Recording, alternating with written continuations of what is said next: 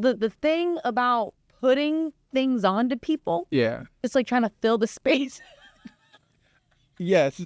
So I'd love for you to break down what it means for humans to have an essence. What is an essence? The unique qualities that shape your identity. It's the things that make you you. Just because they were engineers doesn't mean you have to be an engineer. Just because their intelligence expressed itself in this form of being a brilliant engineer doesn't cast you as what they were. Correct. Welcome back to the Better Mind podcast, powered by Nestre, with Dr. Tommy Shavers and me, Chloe DeLuca. This episode is the second episode of a 4-part podcast series about the reality of being human.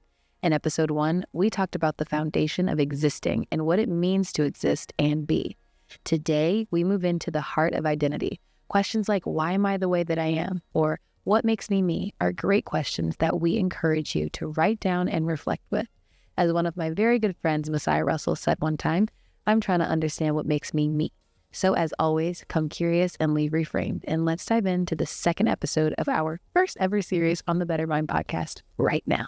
The information being presented is not meant to replace the advice from a licensed medical doctor and should not be used to treat or diagnose any medical conditions. This podcast makes no medical claims. All health-related tips are for teaching and informational purposes only. Welcome back, Tommy. It's great to be back. And happy holidays. You're always so happy to be back. It's awesome to get here and hang out with you. The holidays are 3 days away. I mean, we're in the holidays. Right, but like the real holiday, like the day, you know, the one day that everyone does things for months, you know? The one day that my 8-year-old princess tells me about that's coming and has 5 pages of requests and demands around that day. Yeah. But I'm looking forward to it. It's gonna be awesome. It's gonna be awesome. It's gonna be great. It's gonna be great. So on our last episode, you know, we're in our series, right? We're setting up our series, building on our foundation of being what it human. means to absolutely be a human, exist, and to be. Last episode, you know, if you guys haven't watched it, definitely watch it because it's just gonna make more sense as we go. But we talked a lot about what it means to exist, what it really means to just be, how much our bodies do so much work in order to simply be, and that there's so much life to be lived when we understand and appreciate the value of our bodies and what they do just for us to simply exist. That was a brilliant summary. Thank you. That was brilliant. Thanks. So for this episode, we're getting into a more granular understanding of what life looks like when we're actually living it, and more about the core parts of who we are. Yes. So I'd love for you to kind of break down what it means for humans to have an essence. What is an essence in regards to being human? So it's the unique qualities that shape your identity. So would you call it personality? Yeah, but it's richer than that. Personality is a component of it. A component of your essence. Right. And we'll talk a little bit about that also. But it's the things that make you you. Then there's this other layer of specificity, right? And you've heard, you know, you got some good genes, or you come from good genes, or, right? If you played sport or been in sports, genetics is a big deal around sports. Yep. Right? If your mom and dad were an athlete, if dad was, you know, 6'8", you're probably going to end up being 6'3" plus. Yeah. You know, that's genetics. Those are genes. There's some DNA, you know, right? You're going to look like dad, look like mom. To us. Right? Mm-hmm. But then there's the expression of those dynamics or genetics, right? So there's a term, you know, epigenetics, right? And it's this interplay between the fixed and the fluid aspects of what makes us us. That we can while we can have the same genes, how they're expressed can be determined by our own lived experiences. Does that make sense? Fixed and fluid, meaning the non-changing, which is fixed, and the changing, which is fluid. Correct. Right. And so let's use intelligence as an example. I'm just using that as an example. Let's say intelligence is passed on, right? Smart parents, you're smart. But how that intelligence was expressed with your parents can look different than how it's expressed through you, right? And let's say that intelligence, your parents were engineers. Mm-hmm. But you grow to this experience of wanting to be an artist or an athlete. The essence of the intelligence is just expressed in a different way. Exactly. Just because they were engineers doesn't mean you have to be an engineer. Right. Just because their intelligence expressed itself in this form of being a brilliant engineer doesn't cast you as they were. Correct. Ooh. That's a good I just thought about the holidays. Being at dinners, being at Christmas, and being told you're supposed to do one thing or become something else, and you always hear people. I feel like, why do humans do that? Just sidetrack. Because humans, parents, children, adults, you know how when you start dating someone that's like a forever person, and then people around you start saying, oh, well, when are you going to get married? And then you get married. And then they start saying, oh, well, when are you going to have kids? And then you have kids. Or, well, then it's some like, oh, when are you going to move in together? Or, there's always just that next thing that people just say. Just talk. And I feel like when it comes to this, it's like, oh, well, your parents were super smart. Don't you want to be an engineer? No, I don't, actually. And why are you putting that on me? No. And why are you talking? Like, you don't have to say that. So, Chloe, tell me how you really feel. Do you want to talk about it? I'm just not in the business. I am a talker, okay? So I enjoy talking, chatting, and I've had my fair share of saying things I don't need to say. But the thing about putting things onto people, yeah, because you're either just trying to fill the space. Yes.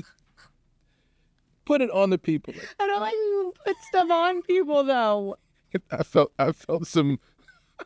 But you know what I'm talking about. Some color purple experiences just then. You were just, I felt some Oprah. That was. But you know what I'm talking about. Yeah, I do. To do what you look like. That's not a sidetrack. That's absolutely this conversation.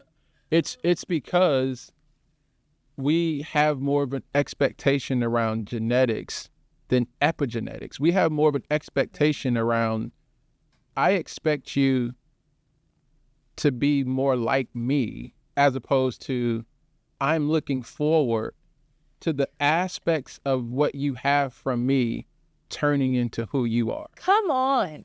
That's the difference. Man. And that's this ideal around essence. And so what makes you unique in that sense?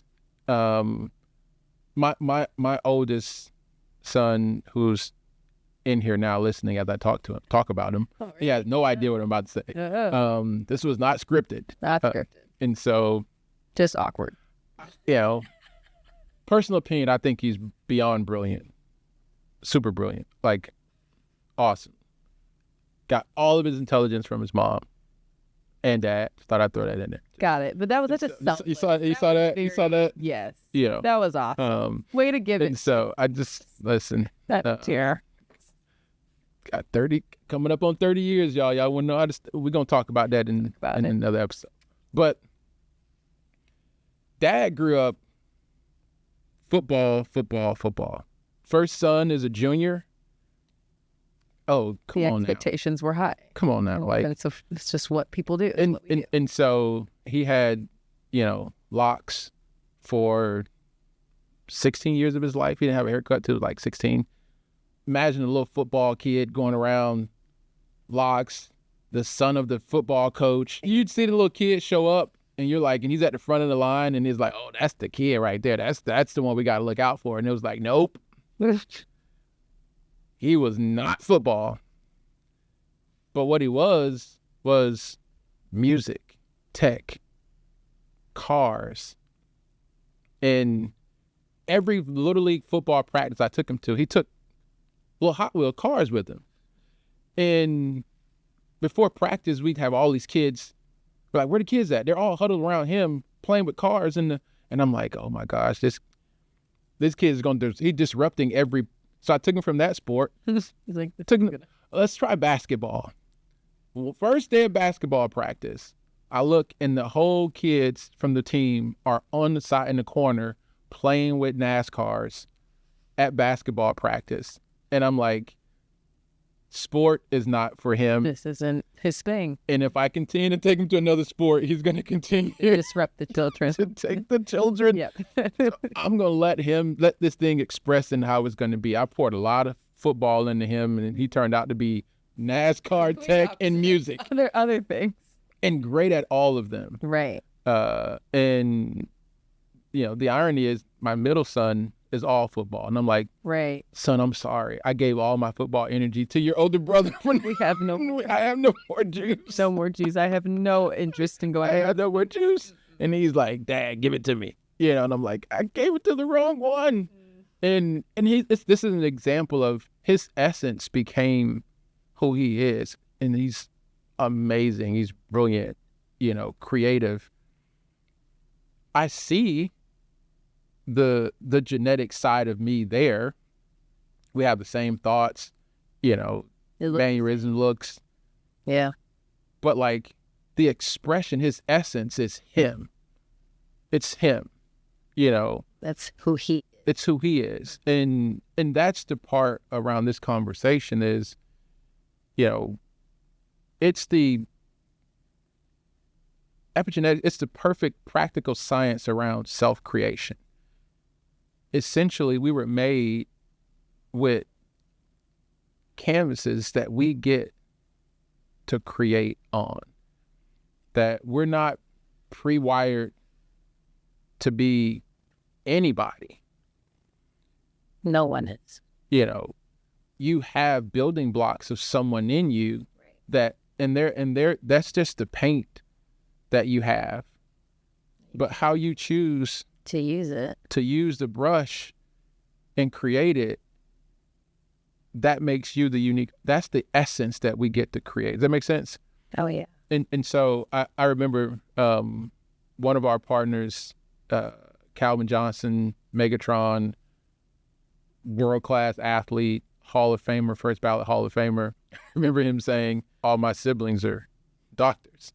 And I was just the one who... Not a doctor. Specialist. Specialist. I'm in a different way. Football player. And it's like, I'm like, man, how disappointing. You didn't get the doctor. It's like, no, I'm just like, it's like I just wildly built. had to settle for a Hall of Fame football player. But those, to your point, I mean, he's one of the greatest at what he's done. Thank you. And it's like, that still is a part of him. The genetics still did what they did. And express himself in his essence. Yeah, in his essence. In his essence. And that's what I'd love for us to think about if you're listening, that part of being human is developing, creating, discovering your own essence. How are you going to take who you are, and become who you want to be, if that makes sense? Oh, yeah. I think I'm very passionate about this, and I didn't even know that I was. I did. Well, and it's true. Well, I didn't know that you knew that I was passionate about it. I mean, but because I've always told myself, I was like, I don't care what my kid is gonna do, as long as I pray that my children come out healthy and have all 10 fingers, 10 toes of a functioning body. I just pray for health. Even, I'm gonna say this real quick, my husband. Wait. What did you say? What, can you say it? Can you say that again? Yeah, I mean, my husband and I, Mr. and Mrs. DeLuca, we talk about these things now where it's like, oh, children. And my husband, love him so much, but I'm just trying to see how you're going to get this back on track because just go with you me. just threw husband out there. Like, That's so true. just bury the lead there. We'll talk about it. Maybe in another episode, maybe. This keeps building up here. Yes, but continue. So my husband and I. There is a husband. There's a husband. There's a husband. And anyways, we talk about these things. He'll be like, yeah, like, I really want a son and I really would love to have him play football. And, he's not tied to anything, but he'll make little comments where I'm like, now hold on. What if our son or daughter is like this awesome violinist? Yeah. That could be so cool. Or what if he or she is? But he's gonna love that too. Yeah. He's gonna love that too. He's gonna love it. I mean, I'm a perfect example of that. I absolutely wanted my junior firstborn to be football because I wanted to pass on all of this knowledge, all this joy, all of this about the game, having a father and son. I mean, I remember his I don't know, was he 7, 6 years old? Like, I remember him playing. And, I'm out there and they're just like little kids with just like big head helmets running around, just hitting each other, falling on the ground. Everybody's big head. Exactly. Like, I remember him coming up to me. He's like, Dad, I just made my first tackle. And I was like, let's go. And then I realized the tackle took place on the other side of the field. And I looked at him and I said, son, did he have the ball? He was like, no. And I was like, oh. Good job, son. Next time, make sure you tackle the kid with the ball. He gave me a thumbs up, like, got it, noted, and left. And it was like, this isn't going the way I expected it to go. But he was darn sure. He was so excited. He ran up to Dad to let him. He made his first tackle, and it was true. Technically, he made a tackle. He did make a tackle. I loved that for him. I wanted him to be the next greatest football player. But I saw the expressions starting. You see what I mean? Paid attention. Absolutely. And so you weren't tied to like how he was supposed to be, though. Correct. You did the work of not being that parent to be like, let's keep trying. Instead, you were like, we've tried. We did a few times. Okay, he's not expressing himself in the way in which I thought. Let's put him in other things. And the unique part about that, though, is I know if I continued, that I could still shape that direction. Yeah. If I wanted to, you could have. I could have shaped that direction. Now, he loves sports. Right. He loves sports. Yeah. Phenomenal details around track and field, sport. Like, I took him out with me to coach track and field, just as an observer, then an assistant. And he's like, I should be a track and field coach the rest of my life. I'm like, okay, yeah, there we go, sports. And something. Yes, like, yes. So we do have this ability to shape. And there are those that, like, there are kids like, I hated this. I hated the sport. I'm glad my dad pushed me in it and kept going because I'm great at it and I loved it. Or my mom kept me in it when I wanted to quit, right? And so it's, it's not. I mean, there are people that go overboard, but I do think that there's a balance to, like when you're young, you need that. Yeah, you don't know what. You know what I mean? You're like, I don't want to do this anymore. Letting your kid just pick whatever is like, that's an extreme as well. Correct. You can't shape yourself. But what we're getting at is shaping is absolutely possible. And when you get to a point, when you get to a point of age, maturity, you still have the ability. Now the paintbrush and the tools are in your hands. Yeah. And you still get to create your essence. Like, that never stops. Right. That opportunity of unique expression doesn't stop. Yeah. But we have the ability to do it. And for some people, they think, well, I've just this is what I've been pigeonholed in. This is what this is what my expectations are. This is what I got to do. This is what I've been doing all my life. Or you've done this for your life, and let's say it's sports, and that career is over. You know, how are you going to express yourself moving forward? Yeah. Or you were on a career path, but what's in you is saying you want to move in this other direction, Mm-hmm. and you feel like, well, I can't because I've already been doing this for so long. That's not true. No. We have the ability to create the uniqueness of what makes us us. 100%. If that makes sense. And it never changes. No.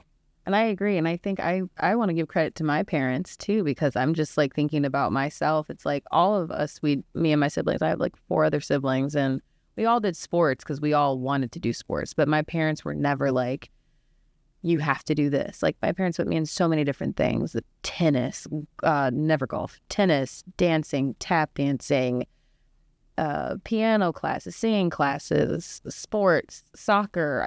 We did all the things. We did other stuff. But I think the reason why I care so much about it too, in the sense of like, there's a value and appreciation for like being the person to help someone just like be and find what they love and expressing who they are and what they love to do. Like what they've been given, how are you going to express it in the way in which you see makes sense for you, what you like to do. And my parents have been so great at that. Like, being a track and then also singing and doing it at high levels. And like my parents always told me, never let anybody stop you from doing both. Like you don't have to choose. And I remember being conflicted as a child, like, oh, I can't do this and that. My mom was like, we're gonna make it work. And we would go from track practice to play practice. And then we would go play practice to track practice and do double practices and then play practice. And my parents gave me this like awesome like just frame of just looking at life where it's like nothing, you can do anything, you know, and I am lean like my dad, you know, like my dad's super lean and I'm very lean. So it helped me in track. But then, you know, like my mom, she's super smart and so solution oriented and like she's a lawyer. So she's just like problem solving and like figuring things out, getting things done. And I have that from her as well. But to your point, my epigenetics, the way in which I expressed who I am from my parents, I was never pigeonholed, and I'm very grateful that I got that experience. But I think that's why I'm also so fired up and passionate about it, because it's like, no, never let anyone pigeonhole you. Don't be silly, but also don't, you know, like there's so much life to be lived when you look at who you are and say, yeah, those are my parents. Yeah, those are the things that were told about me, but to your point about it, it can always change. Like you're never stuck. Like I actually would love to try and do this, even though my whole life I've been told to do this and the expectation was this and all these things. Like, no. So think about, that uniqueness you're talking about, right? Mm-hmm. How many people you know that are in this category that I'm about to, how many female professional athletes or track and field athletes you know that have also been a contestant on The Voice? It's a small number. I think there was one person, really one woman, a long time ago. And I think she was in a different sport, but long time ago. I don't even know her name. So you, having been both, because of the essence of who you are, has placed you in a rare category in all of human existence.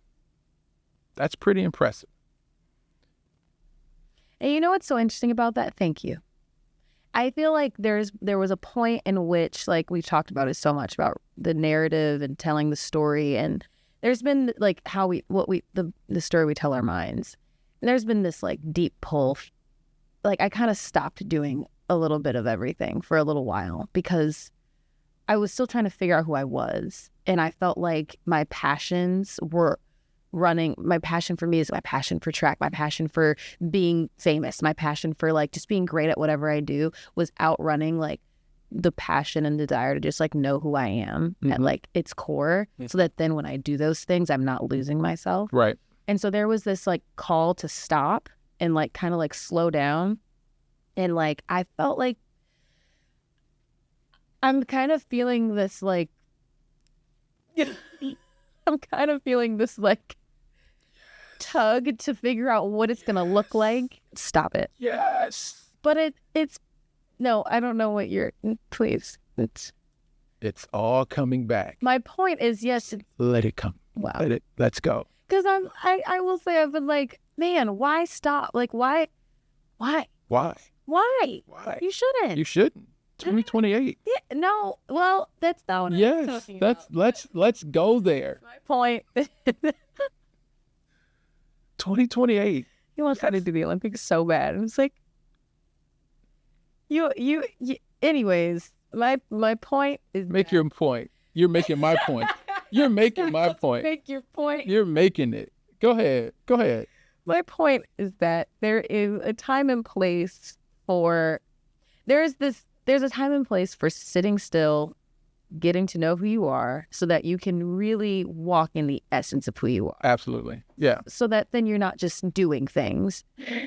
And I've experienced both, where it's like you're doing everything at a high level, but I was losing a lot of myself. So I kind of went down. And then I got married. And now I'm like, in this place where I'm like, all right, you know who you are, you know who you are, you know your core values, And so now it's like, we're going to a place, but what is it going to look like and how is it going to look? That's the exciting part about it, right? Is there's a lot of, personality assessments and things out there that try to get us to kind of explore these unique qualities about ourselves, right? And so, what we did with Nestry is we're saying we want to know your cognitive preferences. In other words, how does your mind and brain prefer to experience the world? Right. Because we believe that that's going to be an indicator of where you prefer to gravitate, where your essence lie, if that makes sense. Yes. And if you hadn't already done this, take an opportunity, pause this podcast. Yeah, we'll put a link in. Go somewhere on the screen. Go download the app, the Nestry app, and take the Nestry mindset profile, because you get an opportunity to understand, really where your essence lie. Like, how does your mind and brain prefer to experience the world? Yes. What kind of individual are you in that sense? Not personality, but, your unique way of pursuing life, right? And we think it's awesome because people see it and they go, this makes so much sense. Right. This is why I gravitate this way and don't like to go this way. And that's okay. And people ask the question, well, which mindset profile is the best profile? I did that. Yeah, right? And the answer is always your profile. Because what you learn is this is how you prefer to experience the world. Yeah. This is an indicator on your roadmap to how you access your essence. Yeah. Right? And what you were talking about is kind of that journey, right? Like, you've been on this journey, you have these key pieces that were, almost pushing you as genetics as opposed to epigenetic, pushing you as the fixed, you got to be this, you got to be this, you have to be this. And what you're discovering is these are all unique components of what make you. Yes. And how you choose to express them is within your power, control, and intentionality. And that's the beautiful part about this ideal of essence, that you get to shape. Now, being married, you have a husband. I have a husband. Which we're going to talk about. We'll get there. There's another aspect of how your essence is going to move. Yeah. And that's exciting. That is exciting. And that's the part that I think, when we talk about this ideal of being human, right? not just existing. That's the baseline, living, but now living and discovering your unique essence, you know, the unique qualities you have, the unique interests you have, the experiences that intentional or unintentional that shape who you are, right? Yeah. I'm thankful that a elementary school PE teacher pulled me aside and gave me money because my parents couldn't afford it and told me to go have my mom sign me up to play football. I didn't even know organized football existed at the time. But he saw something in me, and he literally changed the trajectory of my life because I went and signed up for football, and I loved the experience. It started to shape me.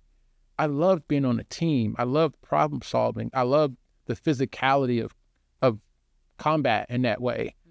And it's a core part of who I am. But it was because an experience shaped me, right? But I come to find out and realize that athleticism was a part of my genetics. I didn't know my mom was one of the top athletes. You know, back in the day, they had that saying about being a tomboy kind of deal. She was like, boy, I was softball, one of the best softball players. I was a hunter. I hunted and dad and I was like, oh, you were like that, and then then I'm thinking, I'm the youngest. I'm like, none of my siblings, I'm the sport athlete. And, find out that my coach, my first only coach, was also my sister's coach. And she was really good in softball. I had no idea because the age difference. And living two different lives. I'm thinking like, oh, I'm the only athlete in the family. Like I'm the last one to come through, That's just the youngest child thought process. 100%. I'm like, wait, what? You did? I'm like, it's around us. My sister, she's at our championship game, youth championship game, cheering on, talking to my coach. I'm like, why are you talking to my coach like that? Like, it literally was her coach first, years before me, But to find out, like, sports and athleticism wasn't this unique thing. It was a part of our genetics, Right. But how it expressed was unique because someone gave me an opportunity to experience something that I otherwise wouldn't have been able to experience. And we have the ability to do that. I want you to think about, if you have a canvas, if you haven't done this before, like if you haven't done a paint and sip before, a paint and sip, It's a good paint and sip. Listen. Yeah, actually. Just so you know, what I'm sipping is either apple juice or ginger ale, but everybody do you, right? Responsibly. And so, but it's what's awesome about it is, you have this expert that's walking you through this amazing art, and they're giving you parameters to do, but everyone there does it unique to themselves, to how they see it, how they feel it, experience it. And then you get to see all these different versions of this art come together. Yeah. And it's like, oh, that's awesome. I didn't think about that. You know what I mean? Like, and you get to see it.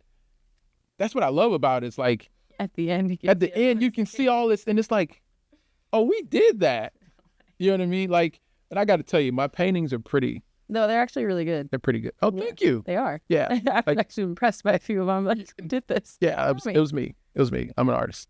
But like, I know my painting isn't going to be like their painting. Right. But it's my painting. Right. They gave me the tools. I brought the expression to life. Yeah. We have that same opportunity as humans. Life can provide us the tools. Your experiences can provide you, but you have the opportunity to create your expression. What do you want it to look like? What do you want it to feel like? How do you want to show up, right? You mentioned core values a little earlier. What core values do you want to create as a part of your essence? If you've been around me long enough, one of the core values I have around my essence is laughter. that became something for me that I understood that life is too hard. I've dealt with some hard things in life. Even in sport, it was one of the things we picked up in sport. Training was hard. And the way we got through training, I realized, was laughter. We cracked jokes. We recited. I mean, I think if you're an athlete, you done probably did it before. You're out there training. We were reciting every line, every comedic, movie. And we did what we needed to do to get by, because that laughter, right, was like a morphine. It was like Mary Poppins saying a spoonful of sugar helps the medicine go down. Like, that laughter helped us get through this excruciating training, and I always kept that with me. That's true. Like, life is too hard, so I'm going to laugh because it's going to help me Get through and do life. So I'm always going to be laughing. I'm going to crack jokes and all the time. You got that. Why you always, it's a core part of me. It's not for you. It's for me. It's for me. It's for me. Yeah. And I show up that way. Yeah. Like, what's your essence, right? If you're listening, what's your essence? If you had to describe your essence, Chloe, to our listeners, how would you describe your essence? Oh, gosh. I have an idea, but I want to hear it. I want to hear your idea. Nope. I think laughter, too. I think sometimes I will laugh just to create a space of joy. Mm-hmm. I like to laugh. I love laughing. And I don't really,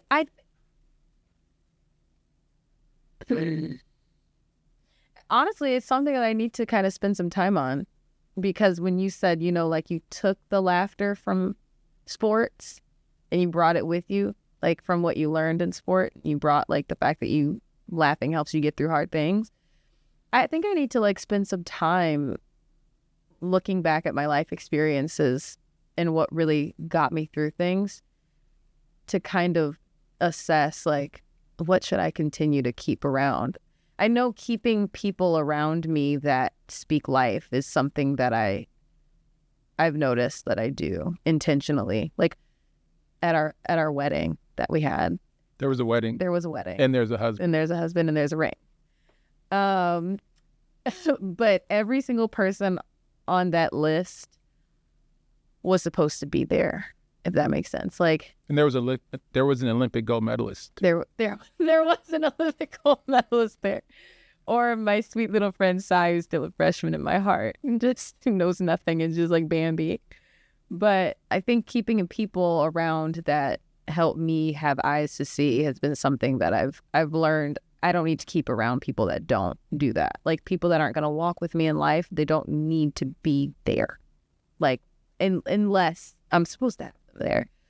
But I think the intentionality around keeping people around me that have helped me stay moving forward is something that matters to me a lot. Even when it's hard, a lot. Like that matters.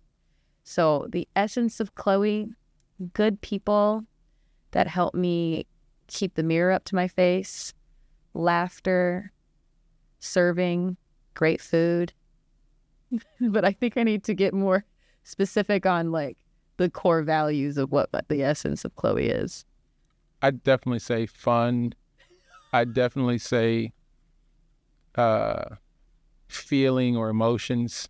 Like heart piece is huge.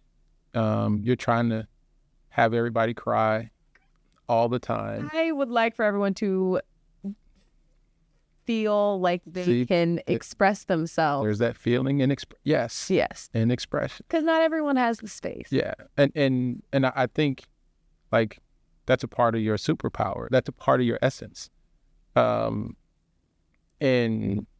it's a part of what people love about you. What makes Chloe, if you will, right? And that's unique. That's what you bring. Right? That's the essence of you're smiling, you're laughing, you're engaged, connecting with people's feelings, you're having fun, enjoying life, bringing life. That's you. That's Chloe. Like, it didn't take me long. I didn't have to leave here and go self-reflect. I was just like, I don't know. But I think that's actually a good question that we should ask on the next podcast. What's the essence of you? And here's what we'll think about it. Yeah, I think it'd be great. Yeah. I think, yeah. That's an interesting question, though. It's kind of like, if you don't, I don't know. But it was so, speaking about the Olympic gold medalist. Jeez. Say. But I remember when we hosted, Masai, and like, her mindset is like, there's an essence. No, yeah. There's an essence to Masai, like. And it's wild though, because it's like it's always been there, but it's maturing. I have a youngling like that too. Oh. Yeah, he's not a youngling anymore, but he turned into being kind of a GOAT status too. His name's Asante Samuel Sr. Oh, okay. And he was exactly the same way. Shout out to Asante. He had that unhinged confidence. Like, he walked on the field, his first practice as a true freshman, walked on the field and he's going, "Hey, what position you play?" "Oh yeah, I'm taking your position." "And you play that?" "Oh, I'm definitely taking your position." Okay, Masai was not like that. He was, no. And that was true freshman first day. Oh my gosh. And that's a lot. That's awesome. And I remember, I'm on the sideline. I'm like, "Hey man, come here. Let me talk to you." Smack me upside the neck. Let me talk to you. And he still tells people now. He was like, I'm thankful that, like, Tommy was the one that touched me on the shoulder to kind of give me some guardrails around this thing. And but that's a part of his essence, like his confidence. You look at him. I mean, he may be a $180 soaking wet, wow, with some weights in his pocket. Wow. He is one of the most gifted athletes I've ever seen play, and he's had some of the best interceptions, also some of the most vicious tackles. And it's his confidence, right? But he was also brilliant in the sport, and people don't know or able to appreciate his mind. His mind was phenomenal. I watched him as a freshman in a room process stuff so fast that his confidence made it look like he wasn't paying attention. It wasn't even paying attention. He'd already processed it, so he can start talking trash while he's in the conversation because he already know what he's about to go do. He was able to do it at such an elite level. Yes. Right.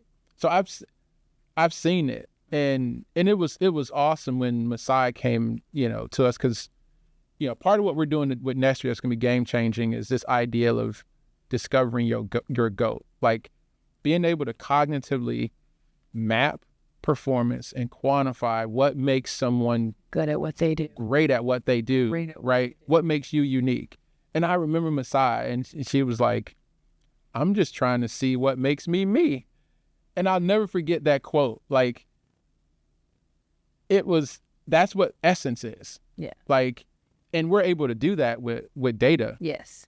And we were able to look at her data, and it was like, oh, this makes so much sense. We see why you're like that. Like, of course, you're at the top because you're elite from a performance perspective, and we're gonna lay that out. Yeah. In a series that we're chomping at the bit to do. Yeah. And we got to have Messiah on to do that too. But yeah, like, that's an example of if her essence is a part of what makes her outstanding, both on the track and just as a person. Asante Samuels, his essence was a part of what made him phenomenal, and he loves a good fight. Like, I can't keep him off Twitter. He just loves because a part of it, he's brilliant, and other, he's confident, and he was built to be. It's like your confidence was because of the brilliance. He was built to be combative. Right. And it's like, you know, and now he was on the list of Hall of Fame candidates. And so we all have that, you know, in us, but can we identify it? Can we leverage it? Can we explore it? Can we perfect it? Can we mature it? Right. And so both of us are talking about two world-class performers that we saw in kind of their infancy of their essence, right? Yes. I got some gray hairs that came from Asant. He'll tell you, you know, we got to get him on too. We need to do him as on the GOAT series as well. But thinking about you, you know, I am who I am because the essence showed up. And it's what separates us. No one can have, you know, you've heard the saying, we're designer originals. And when you lean into that, the two examples we gave were individuals that leaned in and they started to discover this is what separates me. Mm-hmm. Everyone has skill. If you got enough skill, right? Mm-hmm. Talent. But that essence starts to create something different. Mm-hmm. You know, and that's what we want listeners. If you're listening, get excited about exploring. Oh, was that you ending? It was, but what was interesting though is you were locked in. Like I could see it in your eyes. You're like, yeah, 2028. Yeah. I could see that intensity of competition and locked in. I definitely. You were locked in. You know, I whatever. Anyways. You're locked in. Yes. I mean, no, but that's true. Like it is awesome. I think we gave some great examples too of just like what it means to have an essence, to have a core value that shows everywhere you go. You're the same no matter where you go. And I mean, like I'm thinking about my own life. I always think about my own life on these freaking podcasts. And I'd be fighting to be like, well, let's go here because I want to know about this. But I'll just call Tommy later about these things. I'll just call him later about certain things that ruminate in my mind from these podcasts. But yeah, this is another good stepping stone for where we're going. And yeah, man, what's your essence? Like, what is it? Who are you? Right. If you need help, you can just go into the Nestry app and do the mindset profile, the Nestry mindset profile test. See, again, this is another one I was like, you know, you're going to enjoy. Well, that was a passionate one. Yeah. That was a good one. Yeah. Yeah, I like that one. Well, that's our episode. We'll see you on the next episode. 2 for 2. 2 for 2. 2 for 2. Happy holidays. Happy freaking holiday. Yes, and enjoy family, food, loved ones. Vacay. We're going to keep building on this thing. It's you know, existence, essence. You know, we're going to look at extension now. How does that move into relationship with others, right? How does that essence extend? How does it interact with others in the social life? Yeah. So excited for it. Until then, happy holidays. Happy holidays, brothers and sisters.